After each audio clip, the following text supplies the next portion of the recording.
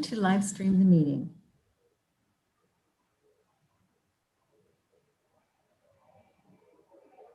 It's like we're streaming.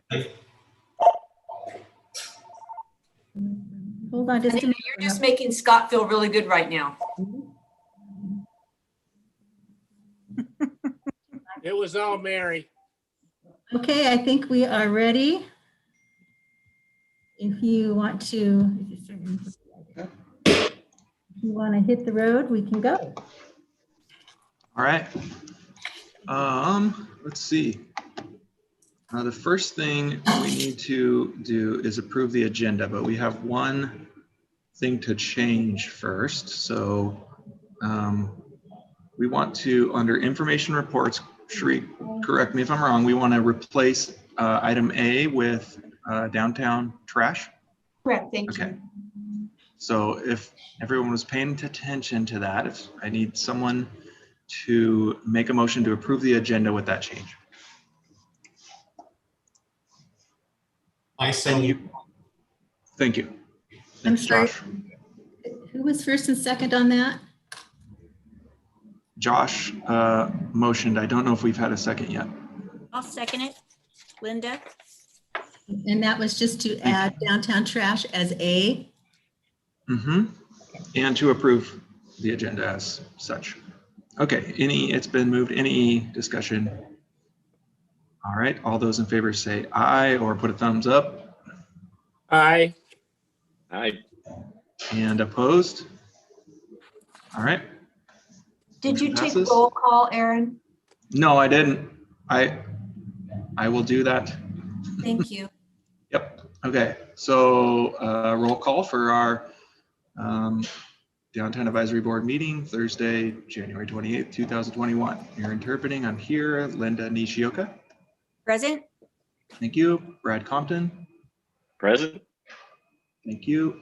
Tyson Giza. Here. Thank you. Josh Kay. present. Thank you. Vincenzo Maduri. Not here yet. Scott McLeod. Here. Thank you. Jordan Truitt. Here. Thank you. And Charles Weathers. Present. All right. Great. And now, I hope everyone has had a chance to look at the minutes. We need a motion to approve the minutes from our December 10th meeting.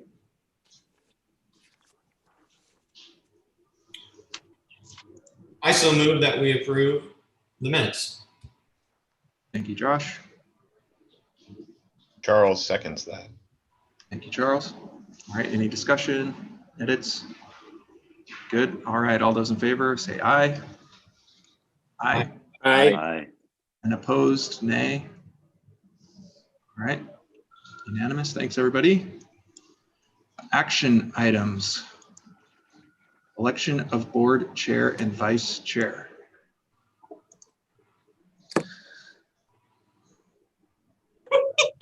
It used to be back in the day, people would after meetings be able to talk to each other and stuff. And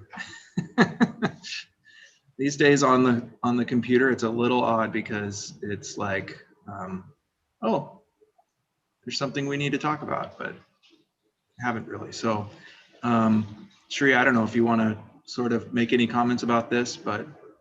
So I guess, I just want everybody to know that we can help you if this seems overwhelming as far as technologically, because I'm sitting here thinking that if I wanted to nominate somebody, I wouldn't want to nominate somebody that would just be really uncomfortable doing what Aaron's doing when Anita turns the meeting over to him, and obviously he's watching then for when somebody wants to speak.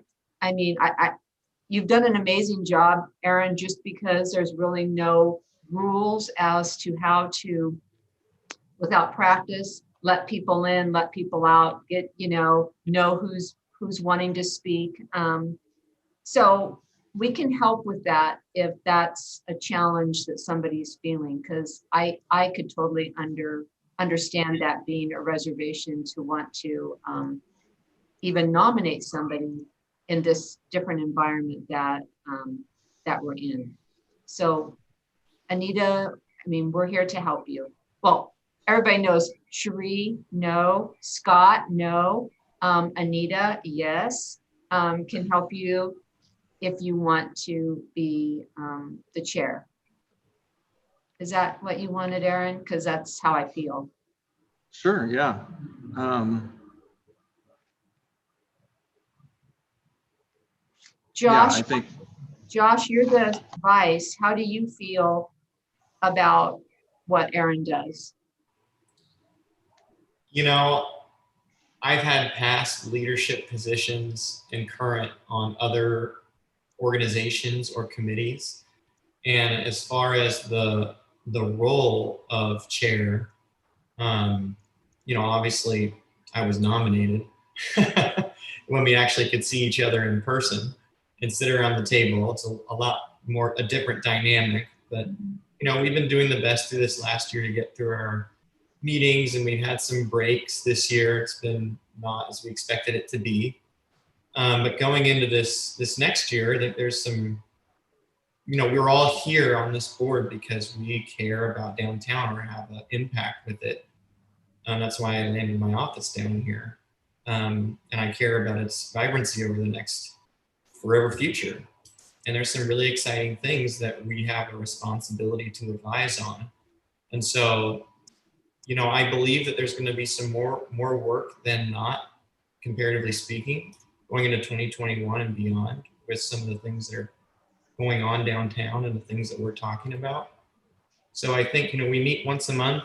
I have plenty of space for it. I'm still committed to fulfilling the obligation I made when I accepted the vice chair position, planning to be chair. But it's gonna be on everyone to for their level of contribution as well. And how, you know, we're only gonna be as effective as a board advising downtown of our collective ability to share the thoughts and contribute our knowledge and value. So that's a roundabout way of saying I'm excited about it and I'd be happy to be chair. Cherie, for clarity, what are we, we're taking nominations at this moment for just board chair and vice chair, and what is the term of those A year starting? now. Okay. I mean, starting next Got it. month. I mean, Sorry, yeah, gotcha. Okay. All right, so I hear. I just heard an acceptance speech. Josh, I think we could go right ahead and vote on that. Do we Well, want to do them someone else separate that like that? A separate, a chair and a vice chair separately? Or do we want to do it together? It doesn't to matter. me. I just feel like, I think Josh would be excellent, and I think that he's willing to take it on, and I think he would be excellent chair. I feel like you're kind of volunteering to be vice chair, Linda. You know, my question is, I don't know if I know enough. I'm always worried about not knowing enough. I think you know plenty. Well, if Josh wants to hold my hand and help me along, I guess I could volunteer myself. No, truth be told, I was gonna nominate you. So, and I figured it'd be the other way around. You know, the idea of, you know, there's no hierarchy to this. I feel like we're relatively all contributing. You know, the role of chair is really facilitating the meeting. And, you know, every time we have a meeting, we learn something new. And I don't know everything either. Oh, good. I'm so glad everybody doesn't know everything. Okay, does anyone else have a desire to be in the role of chair or vice chair? Or if you do. What about Jordan? What about Brad? Who else wants to be this? I think I'd kind of like to get my at least my second meeting under my belt before I volunteer for chair or vice chair. No, So you don't need that. I did hear an acceptance speech from Josh, but you may have stuck your foot in your mouth a little bit early since you might have nominated Linda. So I'm A-okay with both of these options. I think it's good. I just wanted to give people a chance because sometimes these things kind of happen quickly and I don't know. But I guess I would, not hearing a lot of other comments, I'd like to hear a motion to nominate Josh Kay as chair and Linda Nishioka as vice chair for the next year. Okay. No seconds, Well. so nobody wants us. I can't, Well, I'm not supposed to make motions. That's the one thing about being chair, Josh. You're not supposed to make motions as the chair. I Just would suggest them. make a motion that Josh Kay become board chair to be supported by Linda as vice chair. And I'll second that motion. All right, so the motion was made by Scott McLeod, second by Jordan Truitt. Any further discussion? All right, sounds good. Let's take a vote. All those in favor, say aye or put your thumb up. Do we Aye. vote for Aye. ourselves? Aye. Aye. And opposed? It's okay to be opposed. They won't take it personal. Okay, motion passes. Great. Congratulations. All right, Linda, we got this. Okay, we'll do it. You may get a lot of emails from me. Let's go. Okay, next agenda item. DAB meetings for February and March in conjunction with the 2021 and 22 budgets. Cherie, did you want to? Yes. Take that. For those new board members, in order to get through our review of 2 budgets, it typically requires 2 meetings in February and at least 1 in March. And what I'm proposing would be the 11th of February and then our regular 25th, and then March 11th with the placeholder for March 25th if we needed it. So I won't be here on the 11th. As long as Josh and Okay. you are both not going to be gone, then we would have to revert back to Aaron to fill in probably as chair, but as long as Josh is okay. So I'm not available on March 25th. It coincides, not to make this my first act of chair, but it's a very conflicting time in my schedule. Is there even, to bring it up for discussion, the idea of changing the date of the week or the time of our meeting? And would that work better for anyone else too? And are we allowed to do that? I mean, every meeting? It's always the third Thursday of the month, right? It's always the 4th Thursday of the month. The And fourth- so when we've had 2 meetings, it's always been the 2nd one and the 4th one if we needed it.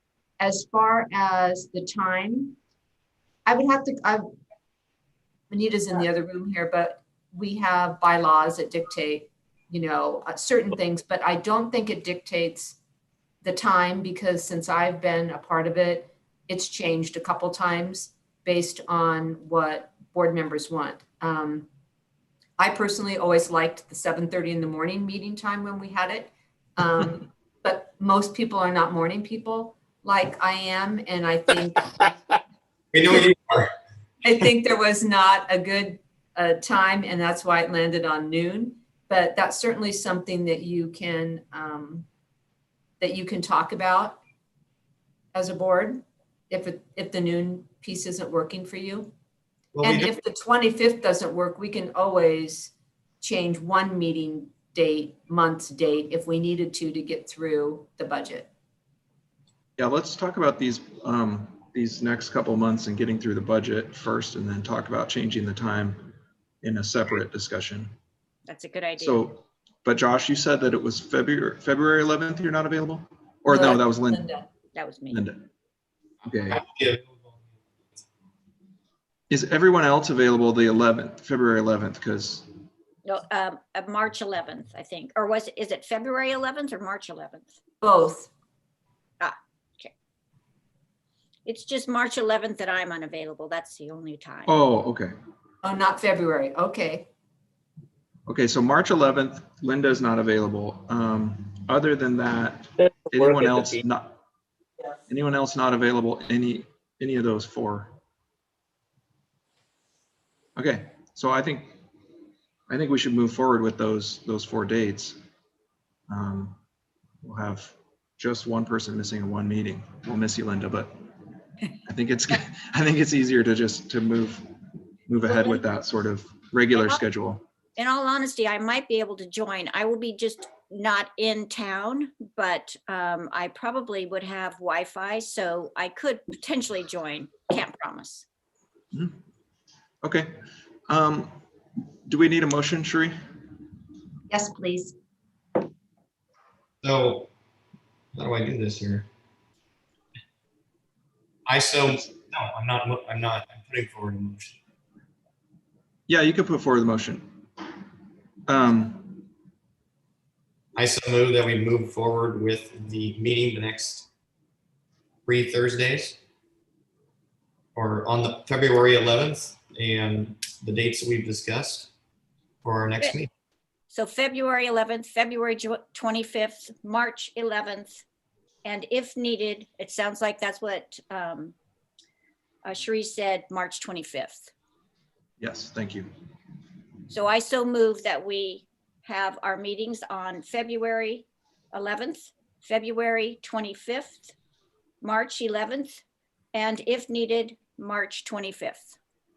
Thank you. Second. All right, thank you. Okay, any further discussion? All those in favor, say aye. Aye. And Aye. all those opposed? Okay, passes, thank you. Information reports. So first item is downtown trash, which hopefully everyone had a chance to look at their packet. There is some information in the packet about this. So basically, it was just, does anybody have any questions on what's in the memo I shared? Sheree, I'm wondering, I can't remember if I tried this last time or not, but could I share my screen or someone else maybe to pull up the maps when we get to the map, so we could all be looking at the same thing? Yeah, it says that I'm not able to share my screen if I try. I just changed that. You should be able to now. You want to click again. It says host disabled participant screen sharing. All right, now try. Yes, now it lets me. Okay, Okay. but I'll wait just a second, Sheree, while you set this up, and then pull up the map when you get to that. Thank you. Thanks, Aaron. So basically, I just wanted to put down more informally what was behind what I queued up at the last meeting in regards to wanting to address multiple issues related to the trash receptacles that we have in downtown. And then Rebecca and I both have spent quite a bit of time taking a look at where the existing trash receptacles are and where, based on the demand, we would want to make sure that we continue to have some in the future, and trying to address those that are broken, replacing those. If it's a location we want to continue to have one, we would, if it's broken, make sure that it's not good, but it's not broken trash receptacle, because most of them are not in that great of condition. So again, what I gave you was a map that showed you where they are now and tells you which ones are of what design, and then a map showing you where I think we should end up.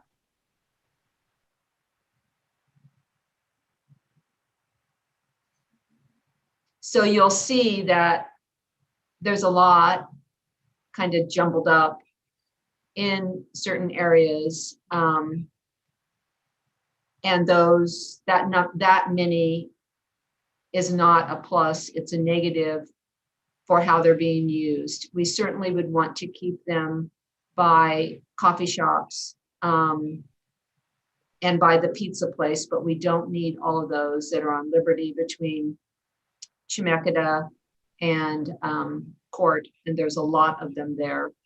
There's a lot of them around the Transit Mall, and those are the other design. They're pink concrete.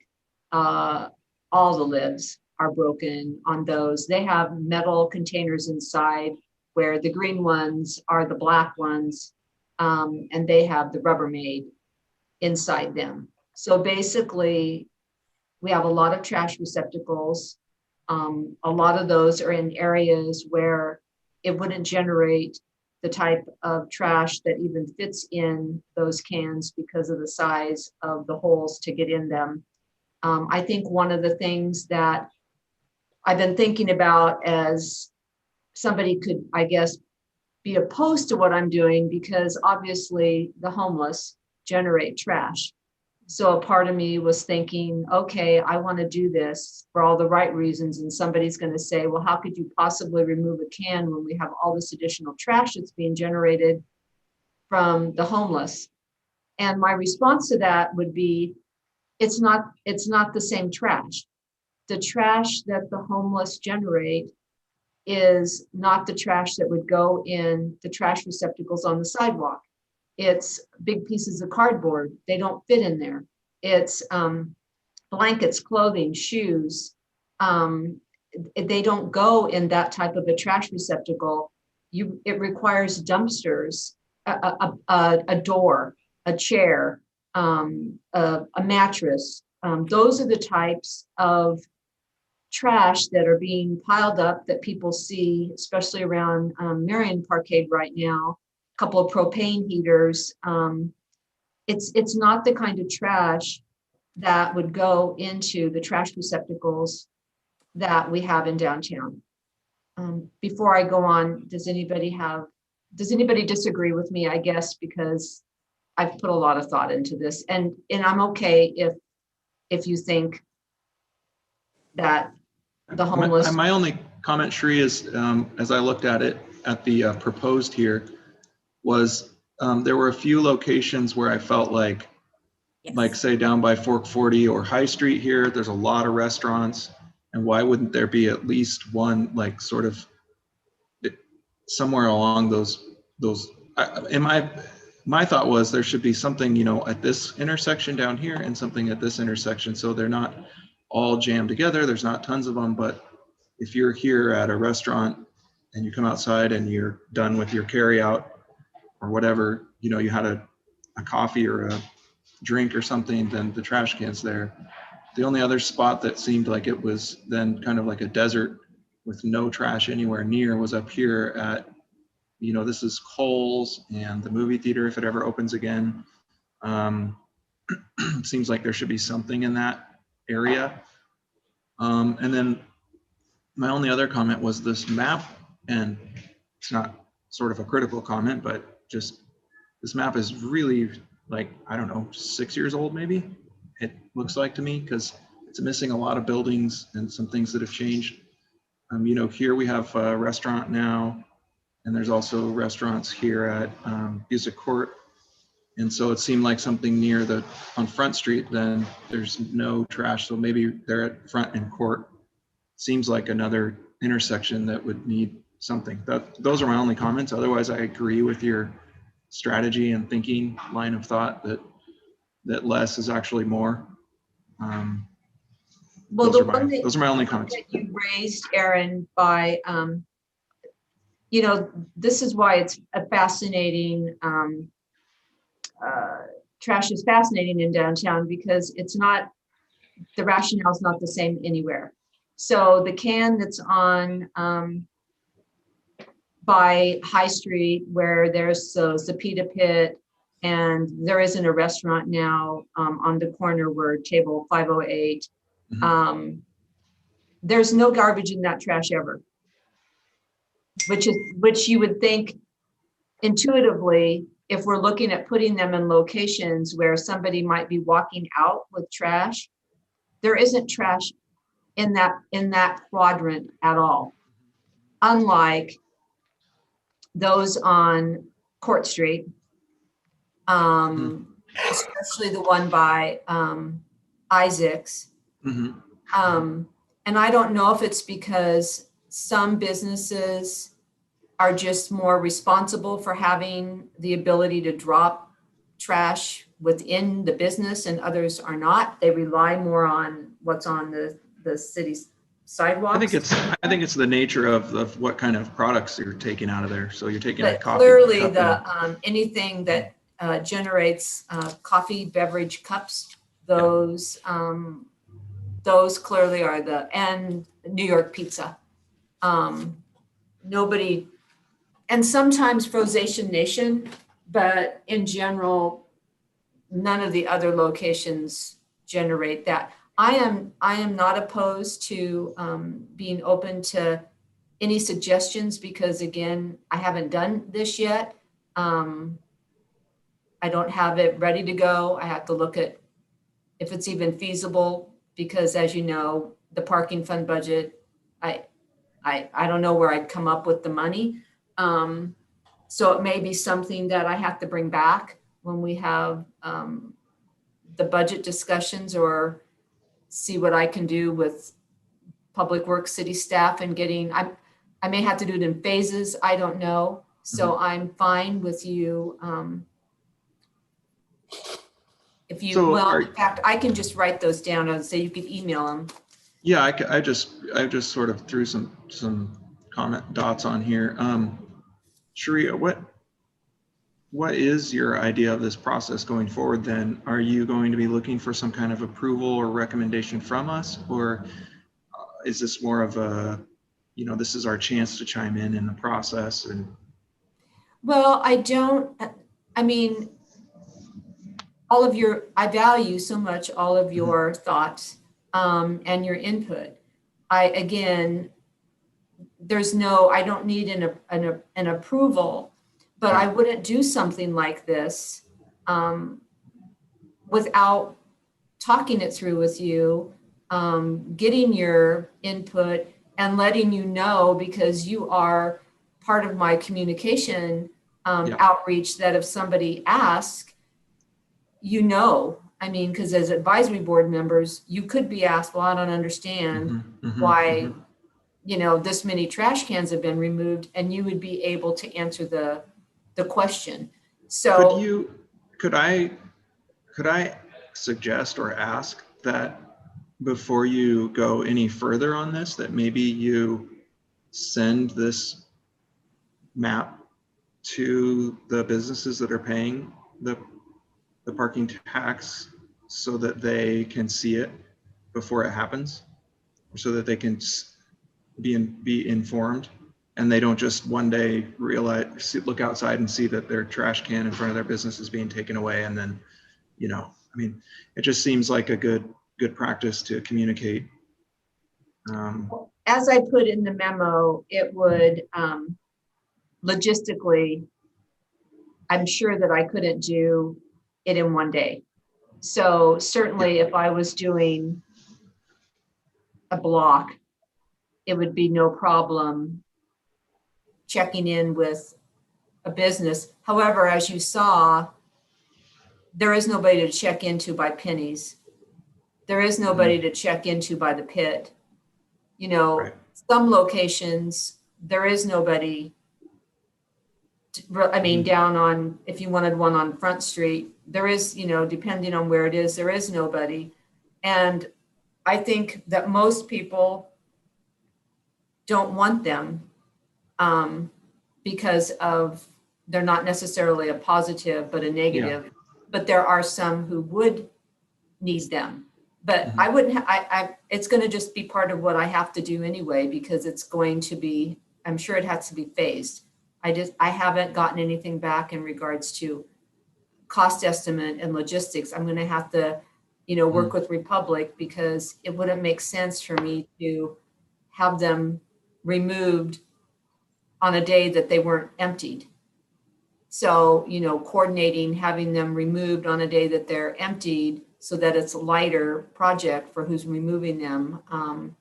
So it's going to take some coordination. with Republic and with Public Works staff to get them removed. But Linda, did you have a comment? Huh? Yeah, I had a question, Cherie. Mhm. So Aaron pointed out, or has the little red circles in a couple areas that I also wondered about, and he's pointed out along Front Street, and that there does seem to be sort of there seems to be a couple dead zones. So my question is more about, should we find that more are needed or some additional areas should be incorporated? Is that something that can be done later, more after the fact, if either a business or a recognition that, wow, we really need a receptacle here on this corner? Can that be added later? Yeah. Well, I'll certainly have some inventory, Okay. because I'll hold on to some of the ones that are not really broken.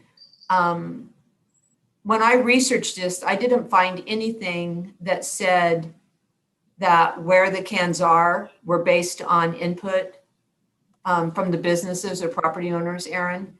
I'm assuming it was staff at that time that put them out. And of course, the businesses that would have been in locations, 25 years ago are probably not in the same location Right. today. I mean, that's one of the challenges of any project like this. Businesses come in and leave that have different demands and different uses over the years. But yes, if there's an area that has, for some reason, people are dropping the trash there, no matter if there's a can or not. I've already talked to Garton about, I was thinking about doing this, and as a result, they would not have as many cans to clean, but at the same time, I would want to make sure that they were there to pick up residual during a transition if that was the case. Trying to, again, cover all of my bases if I reduce them, because certainly they would not have as many cans because they open them all up, clean them out every day. That would reduce the work that they're doing significantly too. So I've already talked to them about how would you see that working? And we would have to make sure that you then went and touched those areas and let me know if trash was accumulating because we took the can away. Charles, did you have a comment? Yeah. Go ahead. First, Sherry, thanks for looking into all this. I had no idea there was so many cans. So you really dove into this issue? I don't know. Anyway, I know when I go to other urban areas, I always expect to see one on a street corner. And I don't know if that's a typical planning thing or if I'm just weird, but I wonder if some standardization of the placement of the proposal for the new ones would be helpful to also curb the inevitable comment of, hey, they took away all the cans around me, because 61 down to 17 is quite a decrease. If we were to put one on all the corners of, I don't know, those 3 blocks between Front and High on both Court and State, that's roughly like 24. And then maybe still a few more like near some alleys that are being activated and are more interesting in the future, but also to the point of businesses come and go, so it's tough to know where to put them. I don't know if sticking them on corners works with any future streetscape kind of thing, but that's the weird thought that comes to my mind. Don't think that Rebecca and I didn't look at that as an option. Just say every corner. Unfortunately, because there's mid-block, high demand areas, then you break the pattern. And there's quite a few that are at the ends that are in dead zones. Like there's one at High and Ferry by the Beardsley building where I think Blue Cross was at one point. There's nothing there. I have no idea why that can was put there. There's one right out back here on Center Street It's right next to a signal box. I actually, when I saw the map from Rebecca, I'm like, that isn't there anymore. It's so hidden, it's there. But again, that's not on the corner, but there's one on the corner by, you know, the pit again, and it's nothing more than, and by Pennies. But yes, I mean, if that's what people think we should do to make sense of where they're left at the end of the day, we can consider that too, because Rebecca and I did talk that through, because we thought, well, let's just take a look at that, but then we still have mid-block, but you don't need all the mid-blocks either. And then of course, I actually don't think that you need one at the corner where Pioneer Bank is. Maybe if That's it's where on my the other, deposit slips. I mean, maybe that, if it's on the other end by, you know, by the vacant building. But that particular location is just one that probably at least 2 times a day I'm closing that can for whatever the reason, because somebody's dumpster diving, and it isn't in a location where there's goodies in it anyway. And I'm Yeah. sure that the bank doesn't like that look. But Well, and- Brad can weigh in on that. yeah, I mean, it's also interesting, you know, like you said, when the cans went away, the mess went away. I wouldn't have really thought of it like that. I would have wanted more. So my thought is not that every corner is prime real estate or necessary at the moment, but it would be more of the mentality of, I have trash, where do I put it? Oh yeah, hop to the nearest corner, rather than, well, there's Right. 12 on Liberty, but hardly any anywhere else. And then people just say, screw it and toss it, you know? Well, this is Jordan for the record. I think a part of this too is to try and enforce and encourage downtown businesses and people and customers and people transiting the area to encourage and learn new behaviors, to try to teach new habits and enforce new habits of not cleaning out your car when you park because there's a trash can right there, and to promote businesses and people with trash looking for a place to use it, to find alternative resources to keep the area clean and to have better habits for that. In looking at this, and this is only my second meeting, but in looking at this, you know, my gut reaction is just take them out, take the trash cans out, force people to adapt, learn a new system, and move forward. But in learning more about it, it's almost looking like it could be a phased reduction. It could be a designation of the least desirable cans and have those removed in month 1 and review what is left behind, what was the process, how has trash been accumulating or not accumulating around the former locations, and kind of evolve that forward each month into a new block or a new sector, a new part of downtown, to kind of have a process with evaluation that follows action. And if and where cans are needed in the future, that, you know, that could be evaluated. But it's the same type of thing I go through with my kids and their trash and how they dispose of their trash and where they put their toys away. It's trying to teach them good habits for policing and patrolling their little specific area. I think the same can be said about downtown and taking care of your trash. My 2 cents. Mhm. One thing that Charles said that I remember from the last time we spoke about this is about streetscape. And I remember I asked, why wasn't trash considered in the scope of the total master plan with streetscape? And it wasn't integrated in with it. Because I'm sure there's lots of ways to handle trash, and you can phase it out, like Jordan Gray comments. But I feel like with the master plan of a multi-million-dollar streetscape plan, that we might be worth it to integrate that into that master plan. You know, if we're going to press reset on how downtown Salem handles this. Mhm.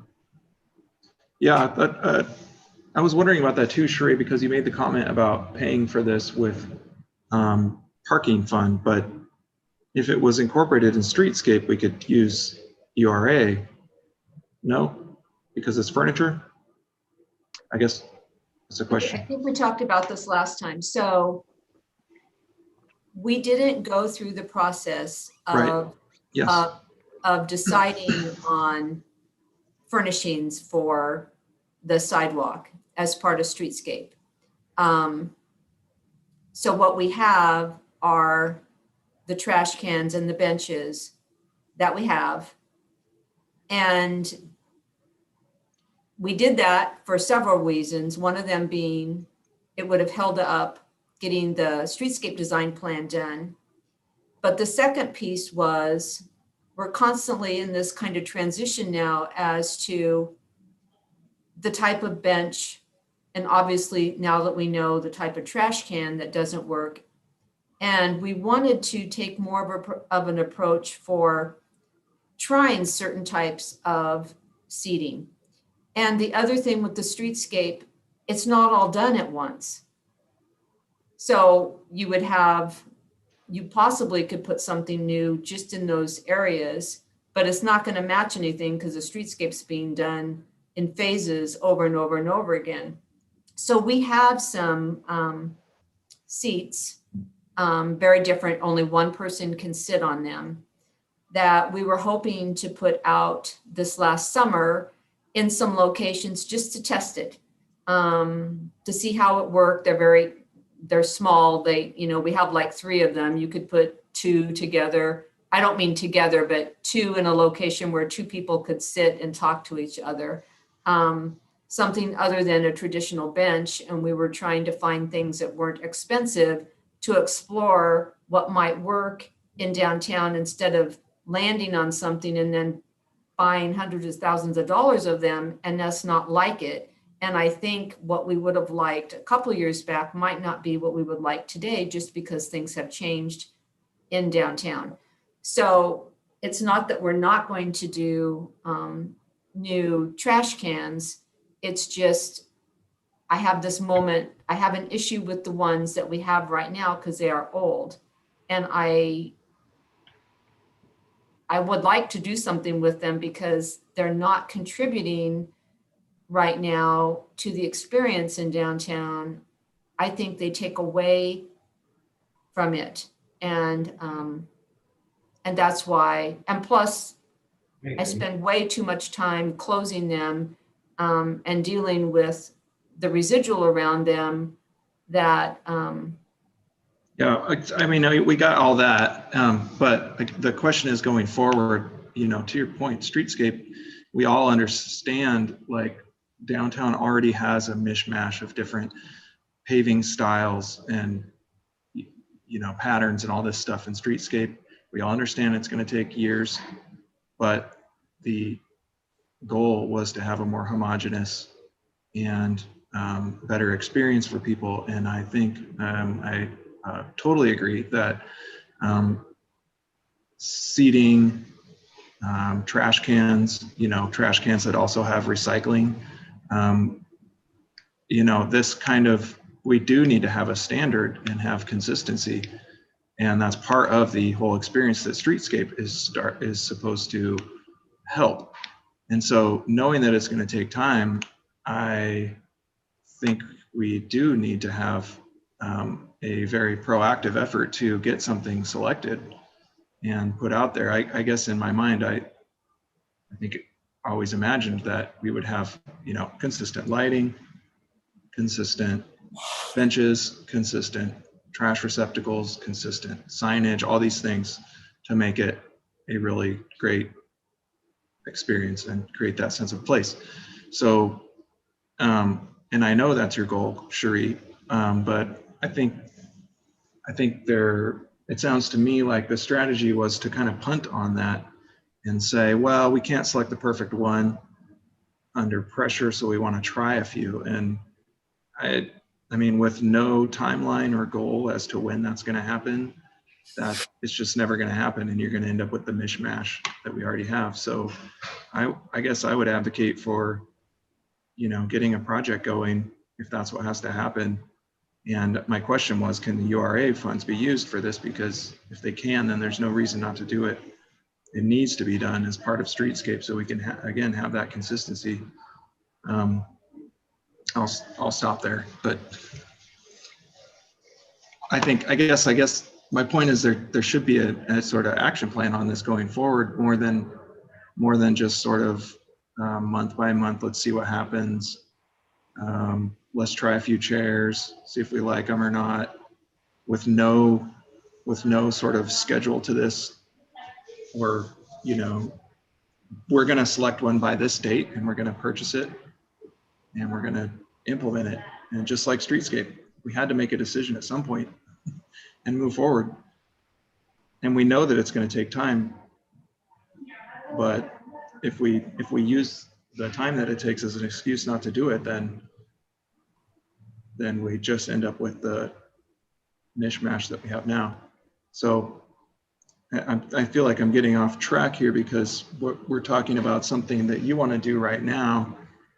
And I think we have general consensus that we're okay with the idea.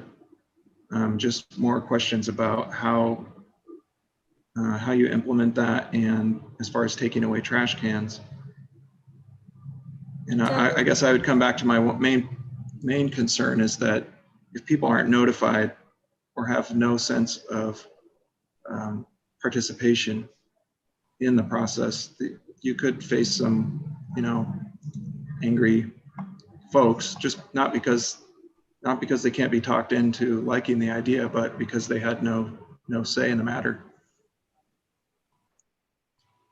Well, I've got an opinion. From what Charles said and what Aaron said, I think it needs to have a pattern because people like consistency and they like patterns. So if you hit all of the corners, you're talking, I think a quick count got me to 43, which reduces your total by 18, and that gives you a start. But I know from my experience on State Street and Liberty between Court and State, those cans get used pretty well. So I would recommend corners at crosswalks or near.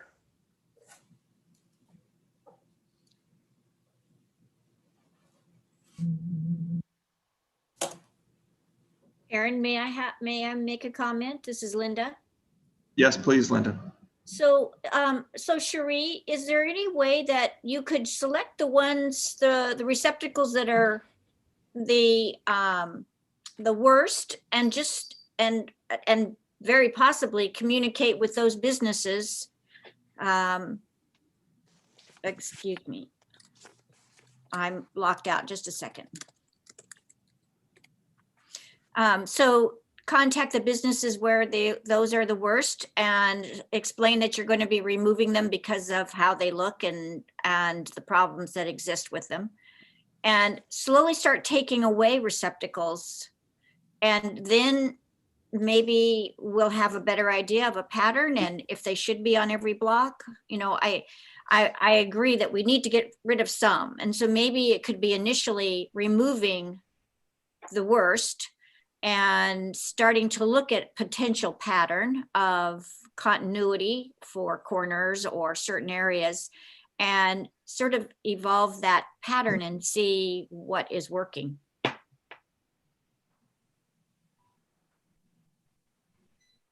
I can do a lot of things. Unfortunately, the ones that are broken, a lot of those are in areas that would not work to take them away without having one there.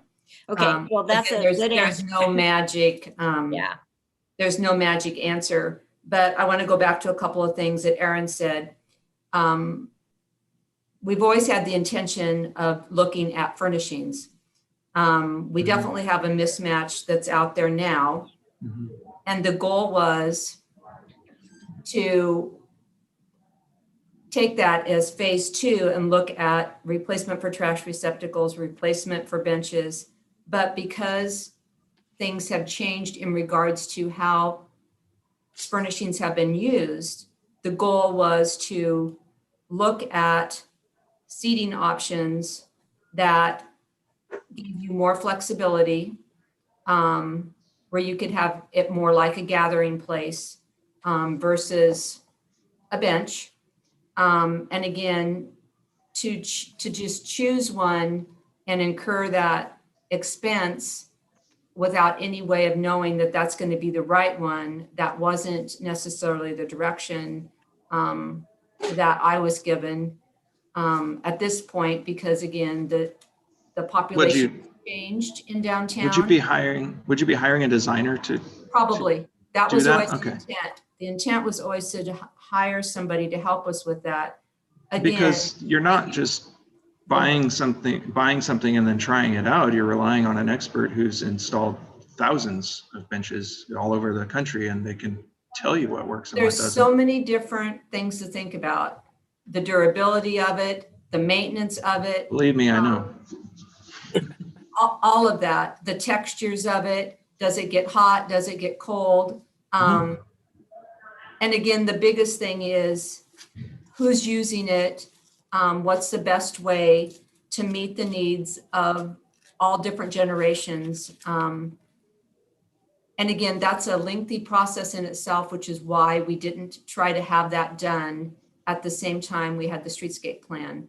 So can you ask Huh? Kristen I'm not trying to be critical of you, Sheree. I'm just saying, is there a timeline for when an RFP is going to go out to get a designer on board to help select these things?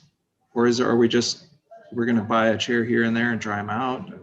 Well, we're going to have budget discussions coming up, Aaron, and that's the time if you want me to Okay. queue up a project, Got it. funding for that. We can do that. That's why we have those discussions. That's what we look for, your input. If you feel that needs to accelerate, then we'll put that there and we'll get somebody on board. I think people need to remember Sounds that the reason we don't have recycling in downtown, even though some of us would love it, is that it's a historic district. And most of the containers that have recycling are not approved, would not be approved.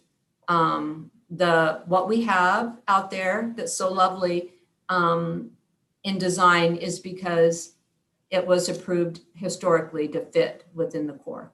So that's the other element when we look at the furnishings that we have to take into consideration too. Because I think recycling is important and we have none of it in downtown, and that's why. Well, anyway, thank you. Anybody has anything else, they can always email me on this, whatever your thoughts are. Well, I should say thank you to, it sounds like Rebecca helped on this too. I mean, I do trust your work, and I think at the same time, some of the comments being made about can we do it in phases, Jordan and Charles, and ideas of also having consistency. Scott, I think those are good. That's good feedback for you to consider. And the only other thing I would say is, like, and I think Linda was alluding to it too, is if you are able to do it in phases, then you're limiting the number of people you have to sort of notify at any given time, and that might make it a lot softer and easier to, be accepted. So thank you. Yeah, and I don't have a problem notifying anybody. And we wouldn't have been able to do it at one swoop, as I shared with you in my openings. I couldn't have done it in one swoop. Yeah. It just takes too much coordination and logistics, but yeah. Okay.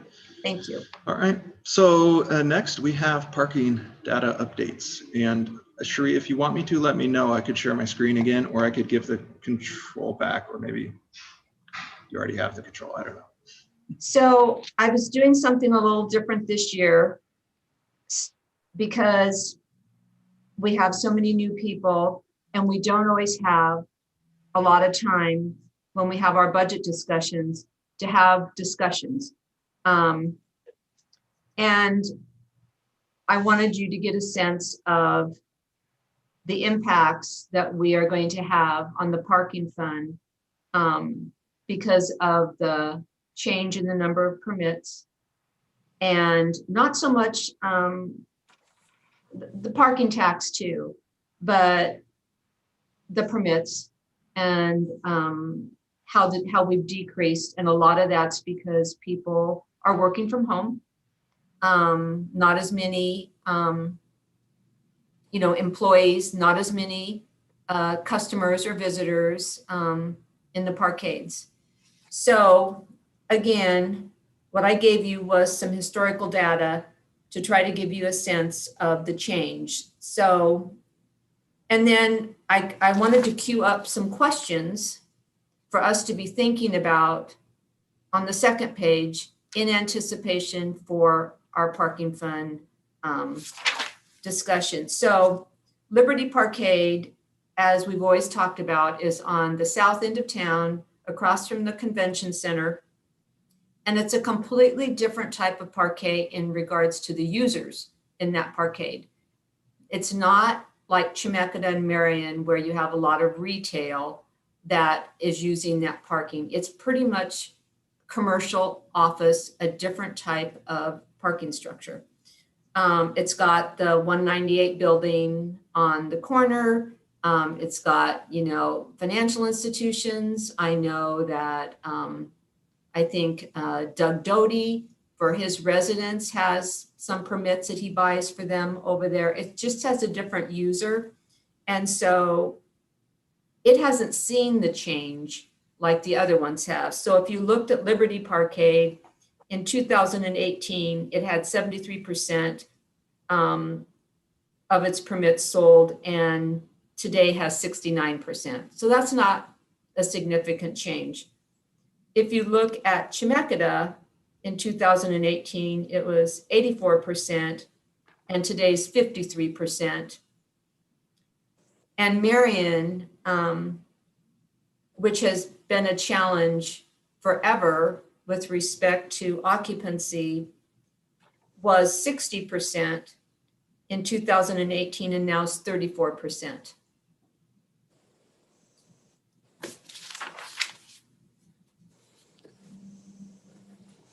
So on the back page, it just kind of talks through what we had in actuals in 19 and 20 for permit sales, the 538, what we projected in this year's budget, and where we are year to date, and if we annualize that, where we would be. Now, I'm sure that Callie, who's filling in for Renee, who's left, will be better at this than me.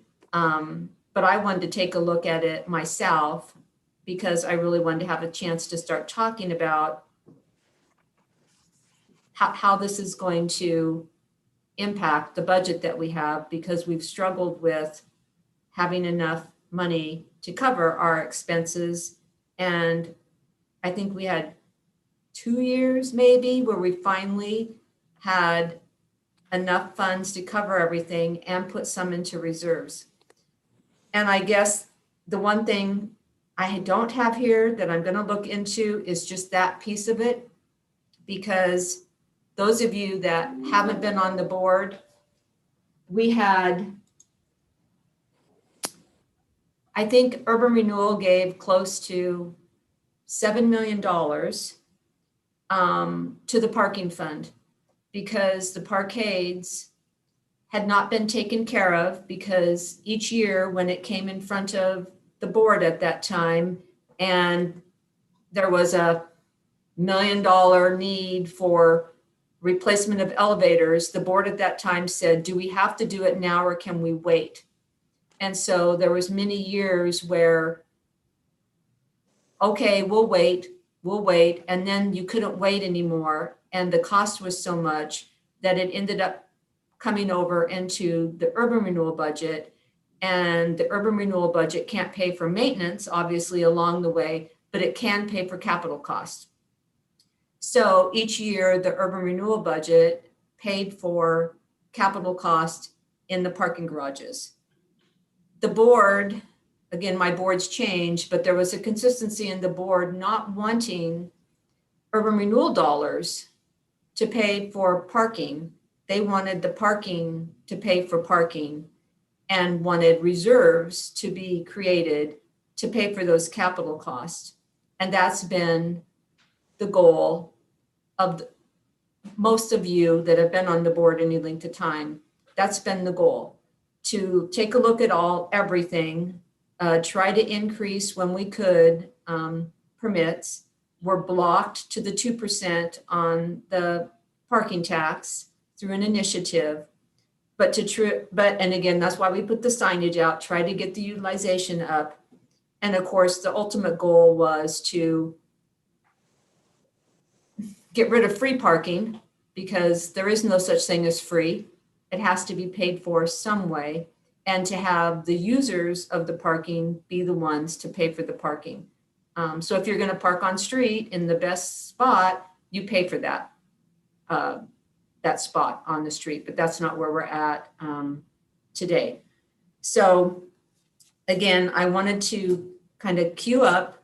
We're going to have some reduction in revenue. We're going to have to make some big decisions this year. Again, I'm going to take a look at the capital projects that are being proposed, because when we talk about riverfront, that's the one good thing about you wearing both hats. You'll understand if it has to go into riverfront, why, in order to keep the parkades in good condition during this time that they're not being used. Any questions on that? Does that make sense? Was that background helpful? I hate not being able to see you. Yes, I think it's very helpful, Sheree. Okay.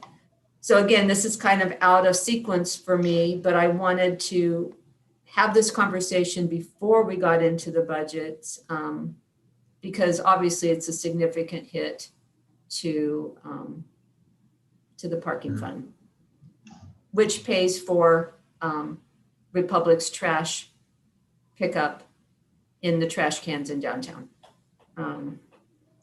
So So are these questions kind of for us to ponder and then be Yes. ready to talk about it? Okay. yeah.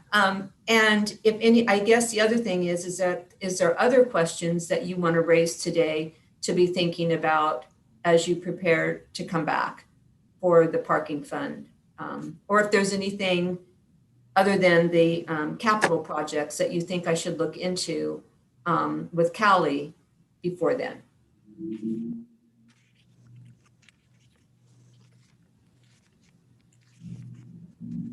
What do you mean, anything other than the capital projects? I don't know. I guess there's a part of me that typically Renee would come in and just show us a 2% increase in the parking tax. We would just, because that's all we can do. And then again, historically, we've been talking about a $2 or $3 increase in permits. Again, I think that this year, that's not going to be I don't think that should be our conversation, but I'll leave it up to you. Can I ask really quick, Sheree, what is the timing of when those would be implemented? Like say we're hesitant to do a 2% increase because of, all the impacts of COVID, but when does that actually go into effect? If it's, later in the fall or something or whatever, things might be a little different. So July 1st. July 1st. And okay. again, that's where I was going, Aaron, that I'm not sure that in this environment, an increase is what we would want to do. But again, I will defer to you guys. And clearly, in regards to the permits, you just don't increase something when the demand goes down. It just doesn't work that way. You can increase it when the demand is up. And the increase that you had approved last year has not been implemented as of yet because of everything went on hold. Impacts. Yes. Yeah. Okay. So again, just more things that will impact the amount of money you have. And I wish I could say cost stay flat, but I was just in a meeting because facilities has pretty much used up their cleaning budget that they had for the year now because of the increased cleaning and the frequency of having to do stairwell power washing and stuff in the parkades. So what I'm looking at right now, it looks like possibly general fund money may help, we're looking at trying to come up with some money. Obviously, parking fund can't do it, to have 24/7 security services at the parkades for, let's say, 90 days, hoping to change behavior and hoping to get the cost for cleaning down so that we can get through the rest of the year with what we have in our budget. Again, at Marion, because if you've been down there, we have a real problem around the perimeter of Marion, especially by the pony walls and those stairwells. So it's like the trash receptacles, it's going to have to be logistic. We're going to have police partner with us to move the people out like we did around Rite Aid. Then we'll have to have people come in and do that one-time heavy-duty cleaning before security can even start working, because they can't move or try to keep that clear with that many people congregated there right now. So I'll keep you posted on that. We're trying to get that going as soon as possible, because again, we need to increase security. I mean, we put security in, you gave me like a $4,000 budget over the holidays. And I do think that people appreciated that. I was shocked at the difference between the logs, the report logs of how many incidences that they have. The difference between last year and this year, they were interacting with people all the time in the stairwells, in the elevators, just over that short period of time that we had them between Black Friday and Christmas Eve. So yeah, I mean, those of you that are down here, you probably know. Those of you that are not so much, you probably don't know the significance and the increased crime and stuff that we've been having.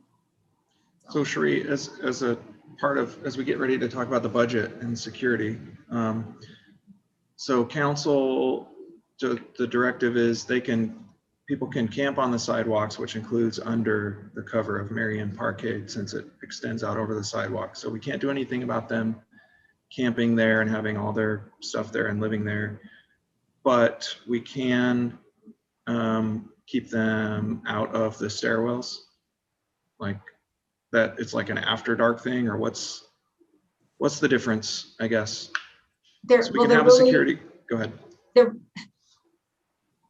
They're really, it's hard to keep anybody out of anything because nobody's standing right there, 24 hours a day on every floor, at every elevator. The elevators get locked down. It's different depending on, again, what parkade, just because of the issues. It's different depending on the location of an elevator, because some elevators, and I can tell you, people are smart. They know exactly what time they close, and they get in there and it's comfy and cozy all night until they're opened again. Again, if it's drugs or criminal type things, right now the police, the jails won't take them. So there's not much that happens. If you're doing something, you just get your hand slapped.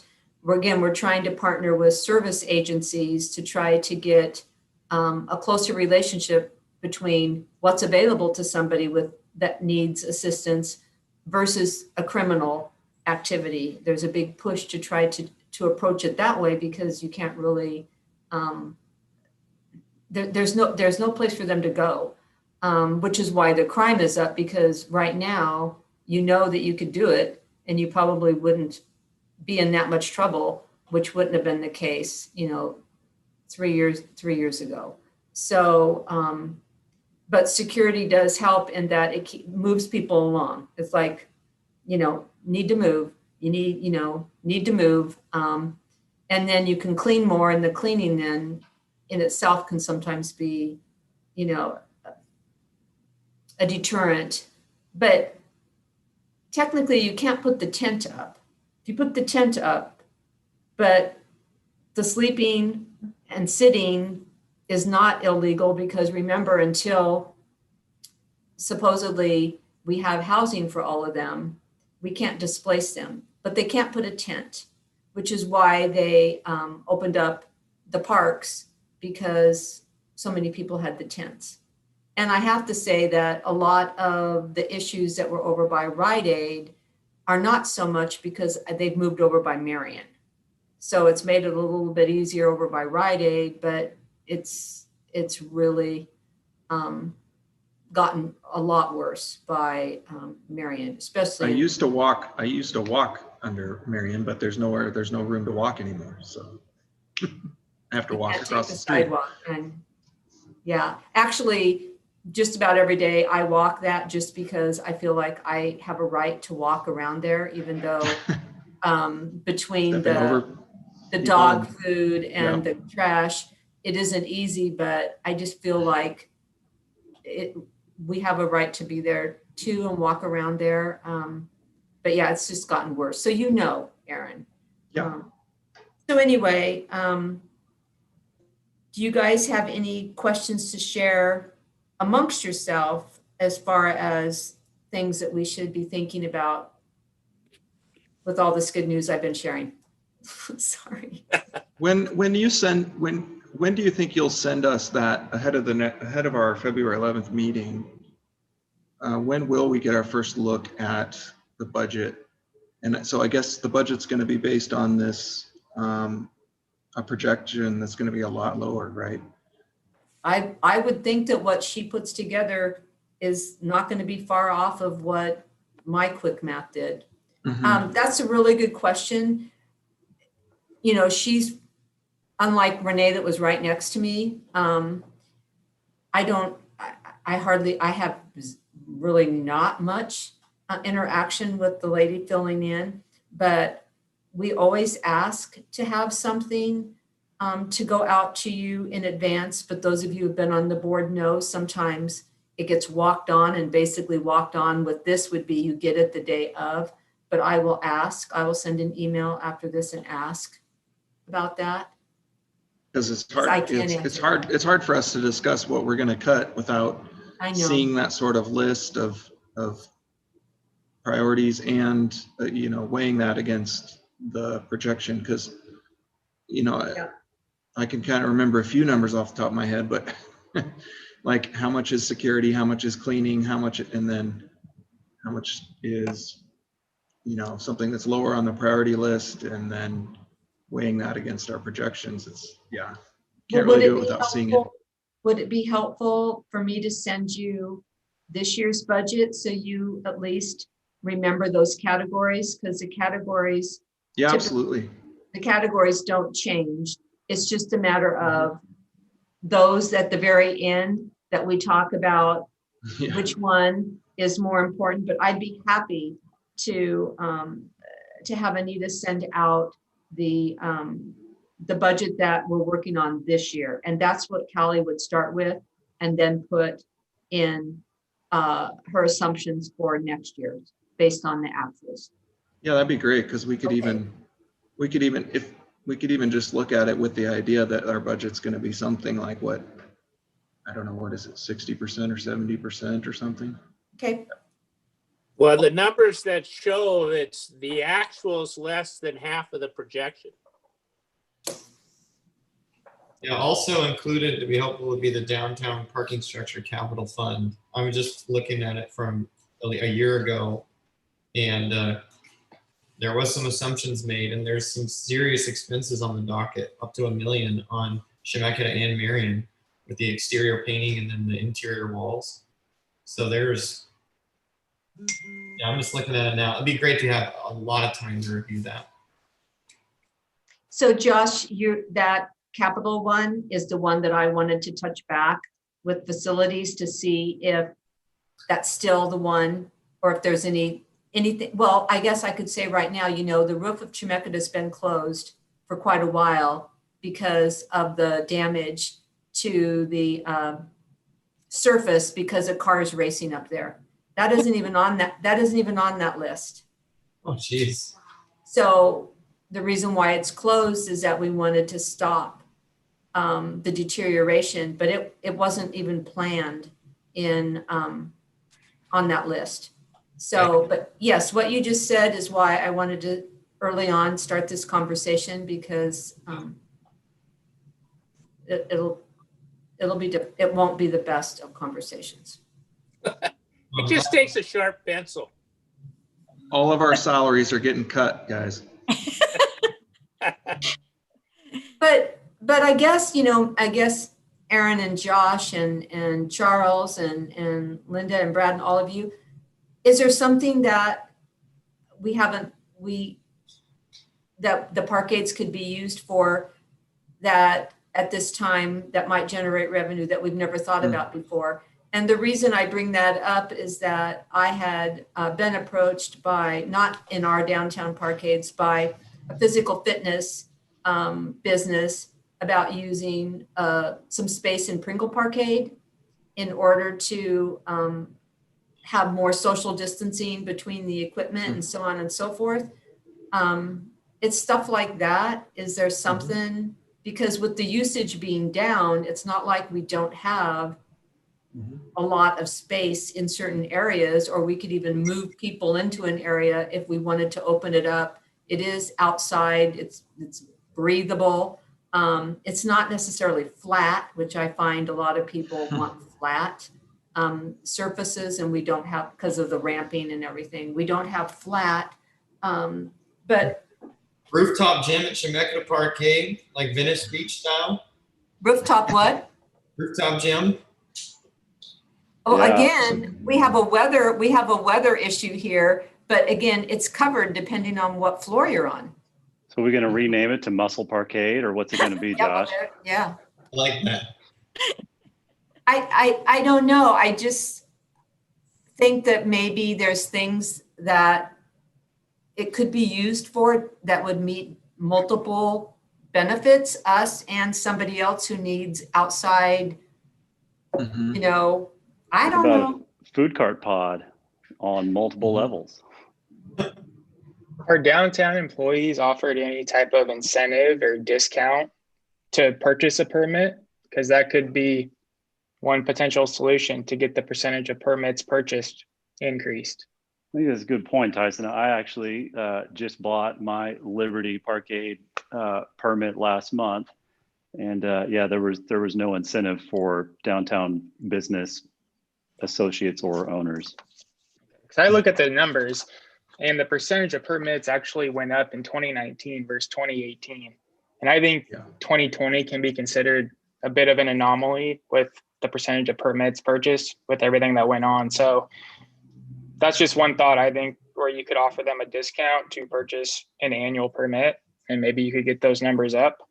And then along with the security safety issues, it maybe make it a little bit cleaner and well lit.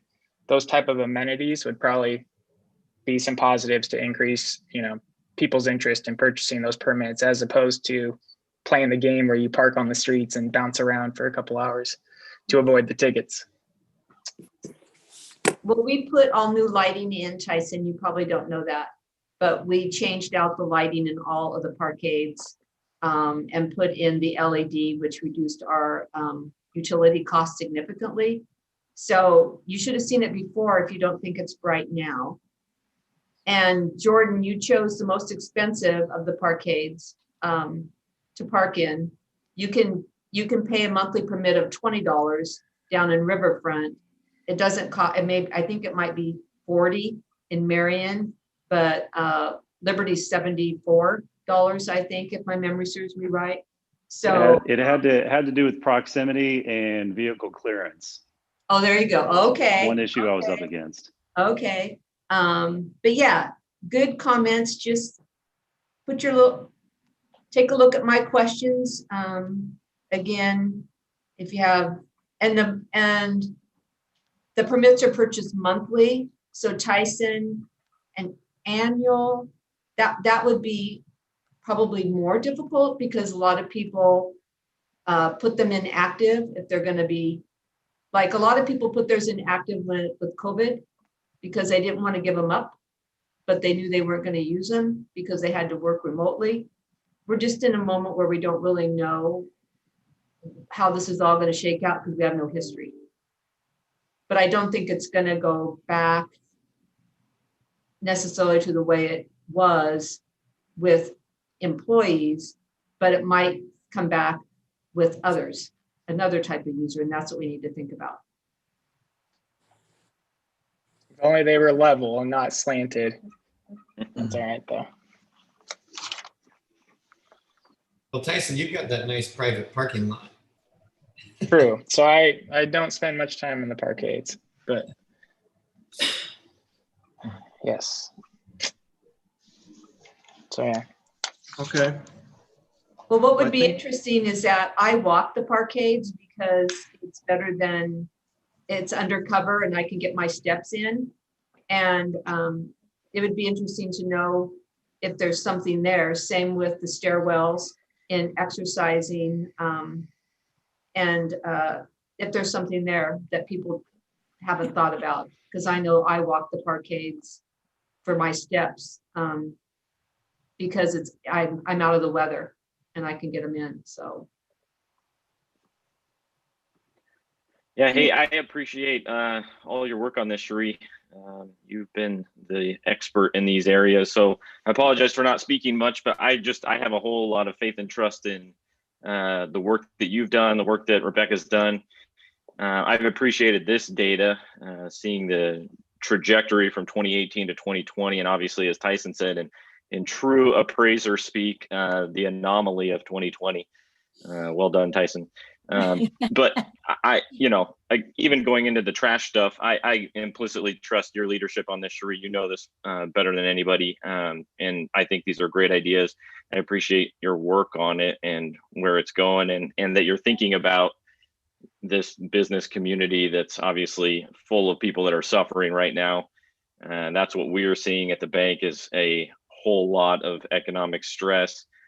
So any creativity that any of this group can come up with, I appreciate that leadership to be asking those questions, because it's very relevant right now. And so I think this is a great idea to think about it. I appreciate those questions. And but yeah, I just really appreciate your leadership in this, because cutting the trash enclosures, I think, is going to be a great move. We definitely could do without the one in front of the bank. And I think a lot of these will make it be a benefit, and I think people will adapt their practices. And on the parking side, I think that like Tyson said, 2020 is an anomaly, but 2021 is going to be the same. I wouldn't be surprised if the numbers go down. So having creative solutions like muscle parkade or whatever it ends up being, I think makes a lot of sense. It'll take a lot of pulling people and ideas and details together, because I know there's hurdles, like even the talking food pod stuff. I know that there's a lot of red tape that would have to be cleared, but having the city be stepping up and initiating that dialogue is a great idea.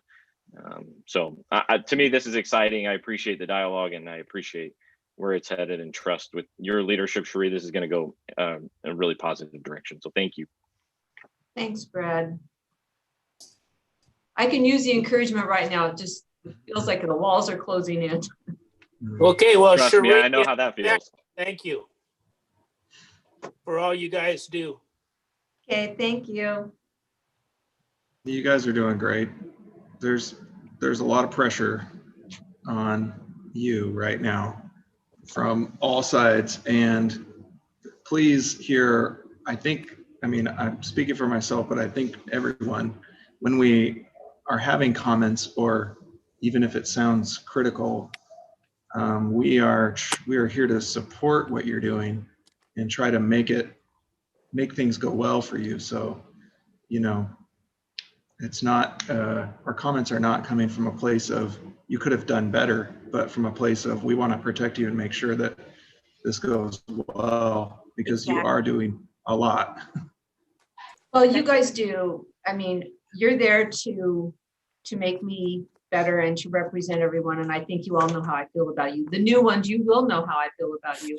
But those that have been with me know exactly how I feel about you and how much I value everything that you say to me. And we couldn't do it without each other. So I appreciate it. And Aaron, thank you for being the chair, because you've done it many years. So I appreciate that. Of course, thanks. We just have a couple minutes. Do we have any exciting things happening?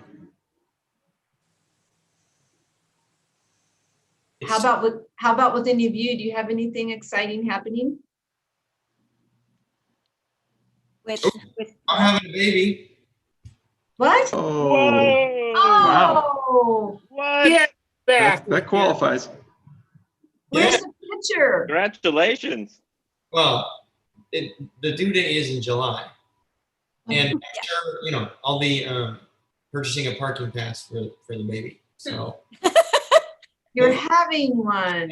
Oh, congratulations. What a great gift for this year. A boy or a girl? we're not gonna find out. We didn't find out either. Oh, I can tell you as soon as you know the heartbeat, let me know. So whatever that is. If it's Healthy over baby. 100, if it's over 144, girl. If it's under a boy, Okay. Well, there I have it. there you go. 140. Mine was 140 the whole time. I thought it was a boy. She was a girl. Hey, Charles, do you still have your little sweetie? We saw her briefly. I I think. think he logged off. Yeah, he had a 1:15 meeting. Oh, I wanted to see her. She looks so cute. I saw something when it was snowing the other day, which was bizarre. I saw Salem police in like a off-road vehicle driving around. Quad. What was that? Yeah, like a The quad. It There's- used to be parked in Marion Parkade. They have a quad because they needed to have transportation to get over to Minto Island Brown. Makes sense. Over the bridges and stuff differently than a bike and faster than a regular vehicle. So that's why you see the quad. I know, it looks like fun, doesn't it? Yeah, there's 4 of them in there. I was like, oh, they said we got to get the quad out, guys. Yeah. it's a quad. The other day, I saw some survey equipment out at the where the hotel would potentially be going. Is that? Do you know, Cherie? Is that? Oh, I am so happy that they are just moving forward. They should be starting construction late spring, summer. I was really worried about that, but they have that opportunity fund and they are just moving. They've gotten That's all great. their plans reviewed. Really happy about that. That's good news. That will be a nice addition, finish off that whole look and feel of that whole area. So no, that is moving forward, totally. And the Riverfront Park projects there's bathrooms going in, and they're set to bring in some beams for the Rotary Pavilion here in the next couple of weeks. yeah, it's looking good. Yeah, there's some good stuff happening. I mean, the Holman Hotel that's what, over $15 million project. That's significant for us down here. So that will be great. So good things happening for sure. So to let you know, the Nishioka building is soon to be finished, just a few more weeks. They are already taking applications for beginning March 1st. And the last I heard, which was more than a week ago, they have 3 fully paid deposited tenants. So we're on a roll. Awesome.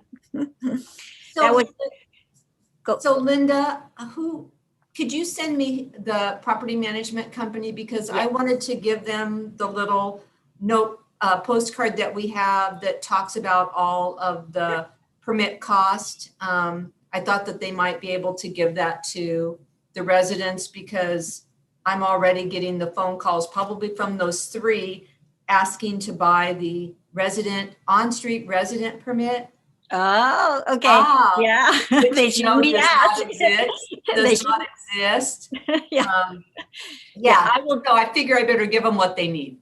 I will get in touch with them and I'll CC you on it so that you can communicate directly with Thank you. on-site manager who should be on site fairly soon. Oh, okay. And her name is Sarah. And as far as I've heard, the retail space is not yet. There have been interest, but nothing's finalized. But they do have residents that are scheduled and they're taking applications. So they got 3 after just one day of Wow. advertising. So that's good. Well, Charles isn't on anymore, but his project on High Street's moving forward. And I think his ground floor, I think he has 2,500 square feet of commercial space. And I think he has his leased. Yeah, I think that was Yeah. leased before they even broke I ground. think so too. Yeah. I think it's I think it's a medical eye physician or optometry or something. Oh, Yeah. yeah. Nice. They can come downtown and spend their money. Mhm. Quick walk. Okay. All right. Anything else? Any other comments? I would move for adjournment. All right. Thank So you. moved. Second. All right, Great. thank you. Goodbye. Bye, everybody. Bye.